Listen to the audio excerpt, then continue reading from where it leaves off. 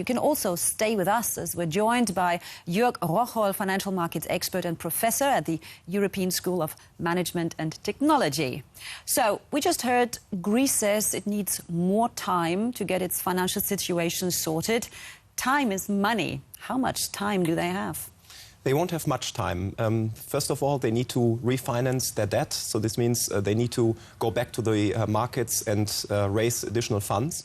And institutional investors would like to know what is going on with Greece. Can they really rely on what Greece has forecasted for their growth, for their budget situation? Plus, there will be also additional questions coming from the European countries asking for a solid budget forecast. Will there be also the question whether it was a mistake to allow Greece into the Eurozone? Certainly, this is a question that is important, given that Greece now admittedly showed wrong numbers when they tried to get into the Eurozone in 2002.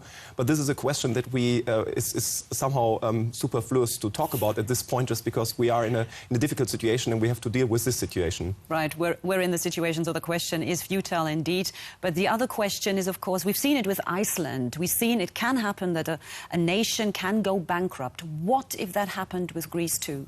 So there are a couple of facets to that, and the consequences can be felt by many constituents. First of all, clearly the people in Greece. So they have to fear that taxes will be raised, that maybe social subsidies will be reduced, just to allow Greece to balance the budget again.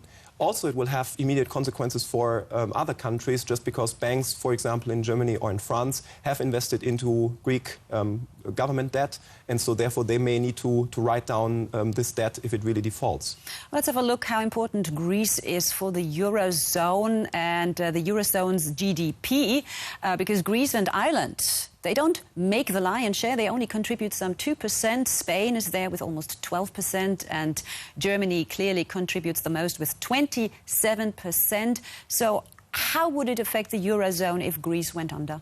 So the most immediate effect would come through the banking channel. So this means banks that already have to suffer a lot from the current financial crisis would have to suffer even more if they had to write down Greek government debt. And thus, this may have immediate consequences also for consumers or corporates in Germany or France that would like to get additional lending from these banks. Okay, so whichever way you turn it, it's not desirable that Greece goes bankrupt. Jörg Rocholl will chat in a moment again.